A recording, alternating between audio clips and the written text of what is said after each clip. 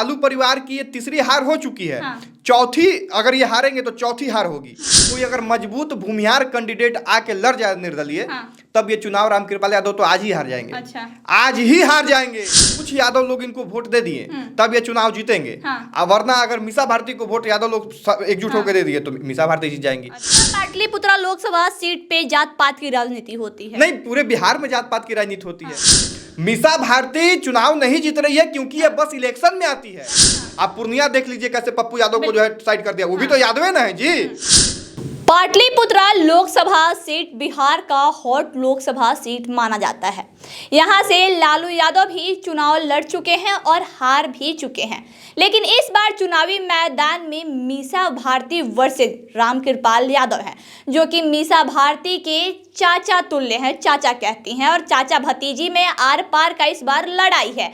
अभी हमारे साथ राकेश तिवारी हैं, जो कि पाटलिपुत्रा क्षेत्र के पत्रकार हैं और यहाँ की राजनीति समीकरण का जानकारी भी रखते हैं। तो इस बार इस लोकसभा सीट में क्या कुछ होगा, राजनीति समीकरण क्या बनेगा बिगड़ेगा, इस पे हम चर्चा करेंगे। इस बार पाटलिपुत्रा लोकसभा सीट पे रामकृपाल यादव और मीसा भारती हैं, समीकरण क्या कुछ कहता है? देखिए, यहाँ का इंटरेस्टिंग समीकरण है, ठीक है। ये वही पाटलिपुत्रा है जब 2009 में पहली बार यहाँ पे लालू प्रसाद यादव भी चुनाव लड़े थे। हाँ। रंजन प्रसाद यादव उनके खिलाफ चुनाव लड़े थे और रंजन प्रसाद यादव की जीत हुई थी और लालू यादव यहाँ से चुनाव हार चुके हैं। फिर 14 की अगर बात की जाए तो 14 में रामकृपाल यादव चाह रहे थे कि हम चुनाव लड़ें, लालू प्रसाद यादव चाह रहे थे कि हमारे घर के लोग जो है लड़े। हालांकि ये भी घर के लोग जैसे ही थे, लेकिन इनको जो है राजद टिकट नहीं देती है। अच्छा। खफा होकर ये बीजेपी में चले जाते हैं और बीजेपी इनको टिकट देती है। दूसरी तरफ इनकी भतीजी तुल्य मीसा भारती आती है चुनावी मैदान में। लेकिन इंटरेस्टिंग फैक्ट ये है ना कि इन दोनों का लड़ाई बहुत रोचक होता है और मात्र लगभग 40,000 वोट से जो है रामकृपाल यादव जीतते हैं। पहली बार जब ये जीतते हैं उसके बाद केंद्र में जाकर मंत्री वगैरह भी बनते हैं। फिर से जब 19 की बात की जाए तो 19 में फिर से कड़ी टक्कर होती है। मीसा भारती और रामकृपाल यादव में ही। और मीसा भारती इस बार फिर से पीछे हट जाती है, पीछे रह जाती है। मात्र 39,000 वोट से पीछे रह जाती है। यानी जीत का आंकड़ा जो है ना वो बहुत कम है काजल, और इस वजह से ये सीट जो है वो हॉट सीट के रूप में जाना जाता है। एक तरफ राजद यादव की लड़ाई है, बिल्कुल। एक तरफ जो है आरजेडी वाले कहते हैं कि हम मीसा भारती ही यहाँ चुनाव लड़ेंगे। और मीसा भारती 2 बार चुनाव हारने के बाद तीसरी बार, यानी लालू परिवार की ये तीसरी हार हो चुकी है। चौथी, अगर ये हारेंगे तो चौथी हार होगी। अगर मोदी जी का जलवा वहां कायम रहा तो ये चौथी हार होगी। अब मोदी जी का जलवा हम इसलिए कह रहे हैं कि रामकृपाल यादव का आप व्यक्तित्व इस तरीके से समझ सकते हैं कि मात्र 40,000 वोट से ये सांसद का चुनाव जीतते हैं। और सांसद के चुनाव में 40,000 वोट बहुत ज्यादा अंतर नहीं होता है।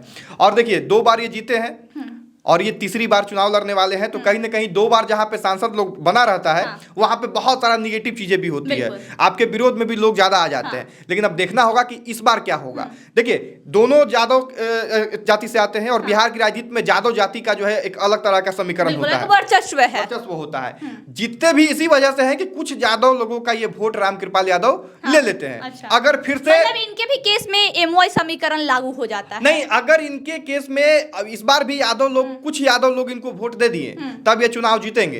वरना अगर मीसा भारती को वोट यादव लोग एकजुट होकर दे दिए तो मीसा भारती जीत जाएंगी। अच्छा। क्योंकि मीसा पाटलिपुत्रा लोकसभा सीट पे जात पात की राजनीति होती है? नहीं, पूरे बिहार में जात पात की राजनीति होती है। आप सभी लोकसभा सीट को उठा के देख लीजिए। यहाँ पे जो है थोड़ा बहुत इंटरेस्टिंग ये चीज है कि मीसा भारती भी जो है यहाँ रहती नहीं है। देखिए, हम बार बार जहां भी हमको जगह मिलता है ये बात हम कहते हैं कि अगर मीसा भारती के अलावे यहाँ रीतलाल यादव या भाई वीरेंद्र को सीट मिलता तो ये दोनों सीट यहां से कब का जीत चुके होते। अंतर मात्र 40,000 है। हम बार बार इस बात को रिपीट कर रहे हैं कि बहुत ज्यादा अंतर ये नहीं होता है लोकसभा के चुनाव में, मात्र 40,000। कोई अगर मजबूत भूमिहार कैंडिडेट आके लड़ जाए निर्दलीय, तब ये चुनाव रामकृपाल यादव तो आज ही हार जाएंगे। अच्छा। आज ही हार जाएंगे क्योंकि मात्र 40,000 का अंतर है। कोई भी एक मजबूत कैंडिडेट आएगा 40-50,000 वोट लेगा ही चुनाव हार जाएंगे। क्योंकि भूमिहार समाज का भी वोट इनको मिलता है और यादव के कुछ वोट मिल जाते हैं इनको, बीजेपी वाला जो मेन वोट होता है वो इनको मिल जाता है। और अगर कोई मजबूत भूमिहार कैंडिडेट आ जाता है तो 40-50,000 वोट वो भूमिहार वाला काट लेगा आराम से। 40-50,000 वोट भी भूमिहार का काट लिया तो चुनाव ये हार जाएंगे। मीसा भारती चुनाव नहीं जीत रही है क्योंकि ये बस इलेक्शन में आती है। अच्छा, पैराशूट उम्मीदवार है। हाँ, ये दिल्ली रहती है।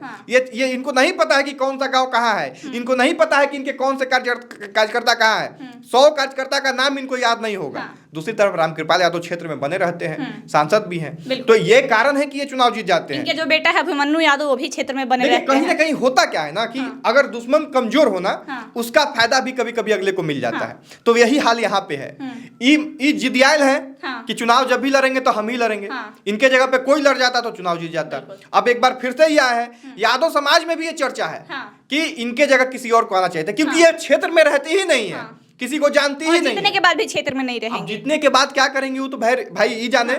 लेकिन अभी का जो समीकरण है कमोबेश फिर न उतना ही अंतर से जो है रामकृपाल यादव आगे निकल सकते हैं, क्योंकि अभी कोई बड़ा चेहरा यहाँ पे आया नहीं है निर्दलीय में भी।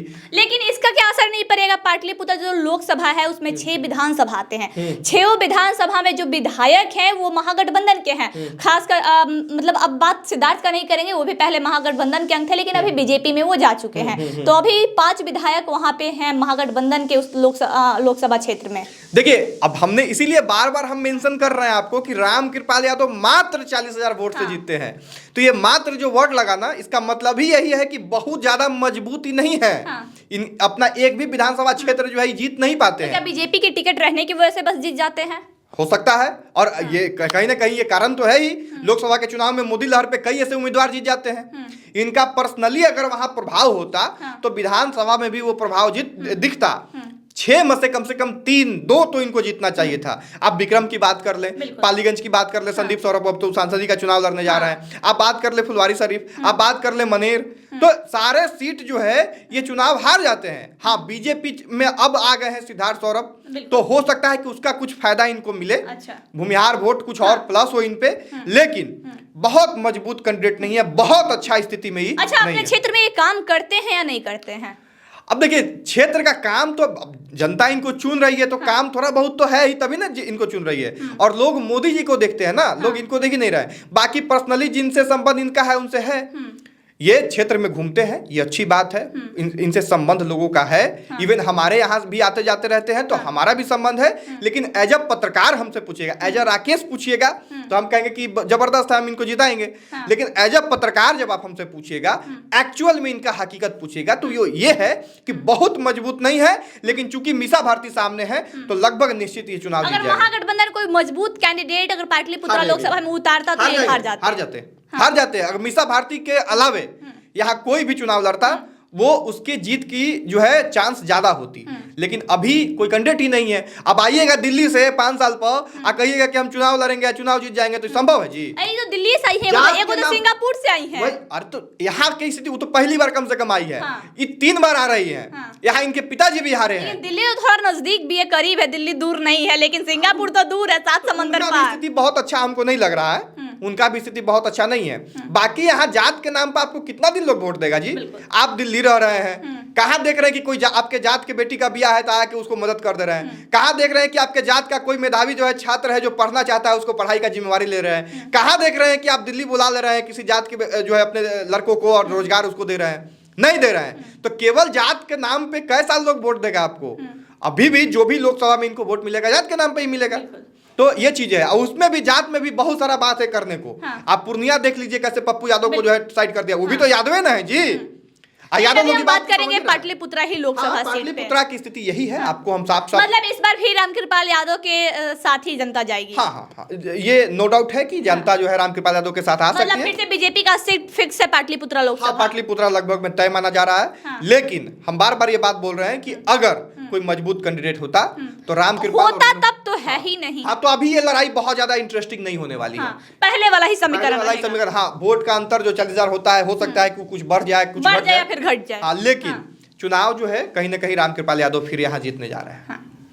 पाटलिपुत्रा लोकसभा क्षेत्र के पत्रकार राकेश तिवारी का कहना है कि फिर से समीकरण कुछ बिगड़ने और बनने वाला नहीं है। समीकरण वही रहेगा, ज्यादा वोट से जीत सकते हैं या कम वोट से जीतेंगे, लेकिन जीतेंगे रामकृपाल यादव ही, क्योंकि पाटलिपुत्रा लोकसभा सीट पे जो कैंडिडेट है वो मजबूत नहीं है। अगर कोई कैंडिडेट मजबूत रहता, जो जमीन से जुड़ा रहता, उस क्षेत्र से जुड़ा रहता, अगर कोई भूमिहार नेता रहता तो पासा पलट सकता था, वहां पे किसी और की जीत हो सकती थी। लेकिन इस बार समीकरण पहले वाला ही रहेगा जो 2019 में था। आई खबरों के लिए बन रहे हैं। जय हिंद।